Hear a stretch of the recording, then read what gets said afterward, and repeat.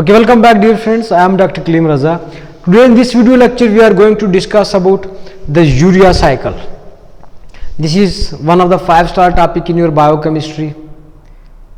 Your knowledge will be tested in your exam from this today's video lecture. So it's very important and I will try my best to explain this complete, very important biochemical reaction in simple and conceptual way. So what is basically urea?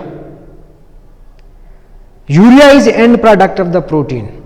We are consuming lot of proteins in your daily life, So conversion of ammonia into urea, nitrogenous waste products conversion into urea, how it takes place and what are the steps, and why ammonia is not directly excreted by your body, all these questions, and how many steps occurs in basically your mitochondria and how many in cytoplasm. This video lecture is going to address all these queries. So remember that this cycle, urea cycle, occurs in which organ? First important question, that it occurs in your liver.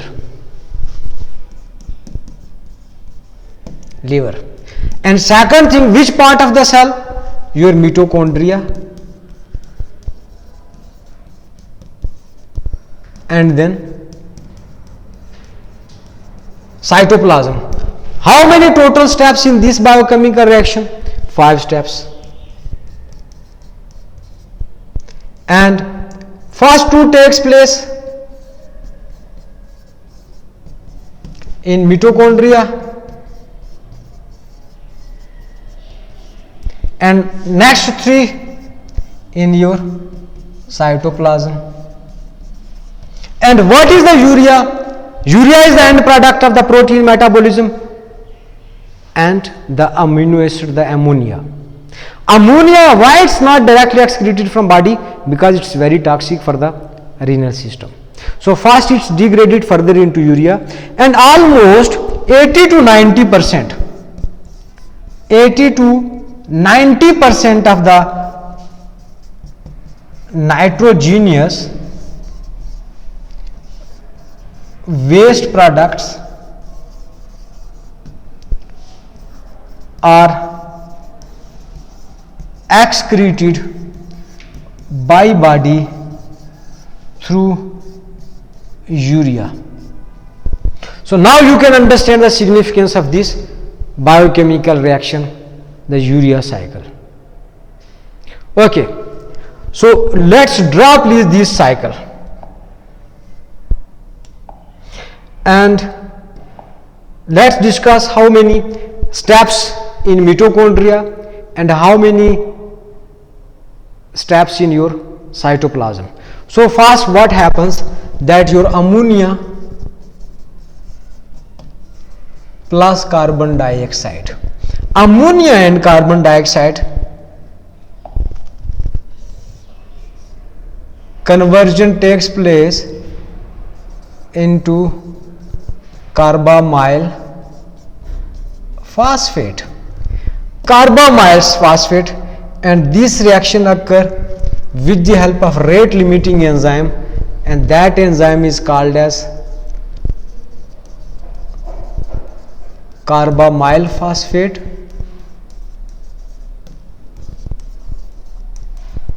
synthetase 1.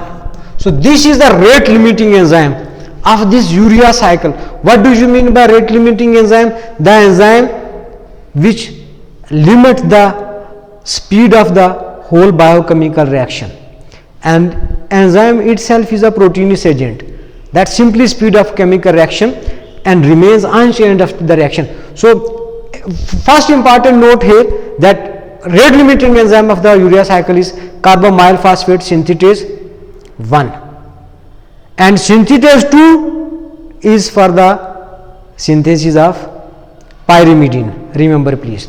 And how many ATPs you are going to utilize in initiation of this process? 2 ATPs.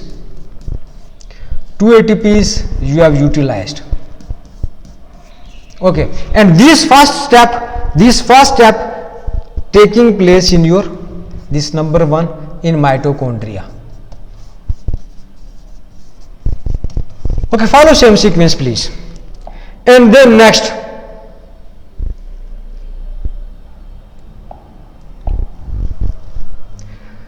in next second step, your carbamyl phosphate meets with the ornithine. So both carbamyl phosphate and ornithine are converted into your citrulline. And what is the rate limiting enzyme here? Is ornithine transcarbamylase. Ornithine transcarbamylase.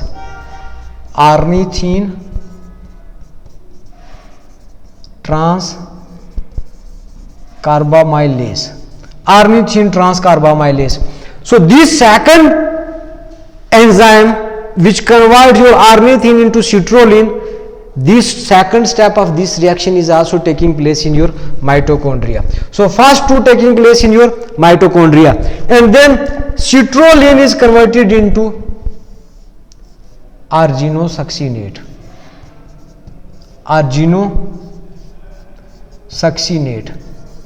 And enzyme which act here is arginosuccinate synthetase.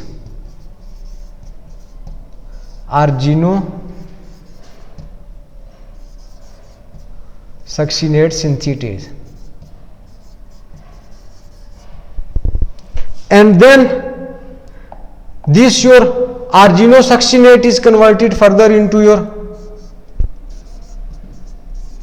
arginine, and enzyme that convert arginosuccinate into arginine is arginosuccinase.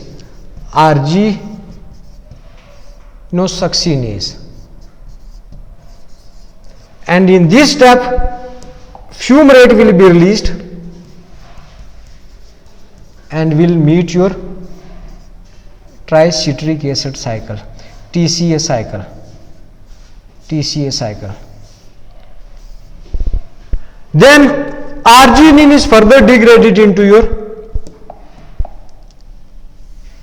ornithine, and enzyme which convert arginine into arginine is arginase.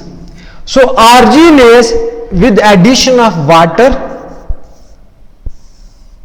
it's now converted to urea and then transported to your kidneys, and then urea is excreted through kidneys, and then again this cycle continues. Ornithine will meet the carbamyl phosphate and converted into citrulline. So remember, first two steps takes place in mitochondria, and then this citrulline into arginosuccinate number 3 in cytoplasm, and then this arginosuccinate into arginine number 4 also in cytoplasm, and then arginine into arginine, this is the number 5 step, and this also takes place in your cytoplasm. So only first two in mitochondria, last 3 steps of this urea cycle takes place in your cytoplasm.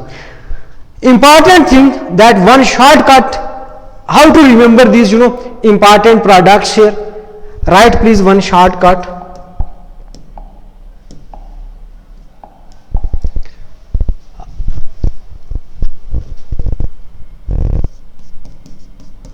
Civil Aviation Authority of Chenar Medicos or Chenar Medicos. So Chenar Medicos, this is your e-learning platform, and Civil Aviation Authority of Chenar Medicos, C, citrulline, aviation, arginosuccinate, authority, arginine, of, O, ornithine, Chenar Medicos, carbamyl phosphate. So remember this please sentence, Civil Aviation Authority of Chenar Medicos. In this way you will memorize easily all these 5 steps, and then remember that clinically sometime in your clinical life you will face some patients suffering from this ornithine transcarbamylase deficiency. So sometimes in exam asked that what is the most common enzymatic deficiency in urea cycle.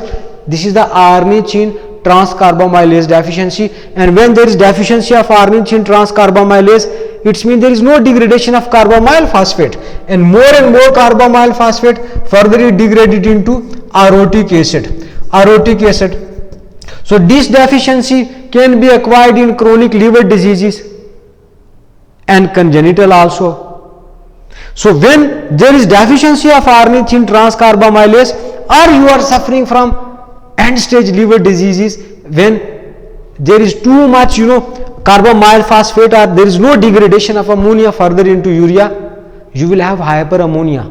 And what are the basically clinical features of the hyperammonia patients? You will have tremors, cerebral edema, you will have nausea, vomiting also.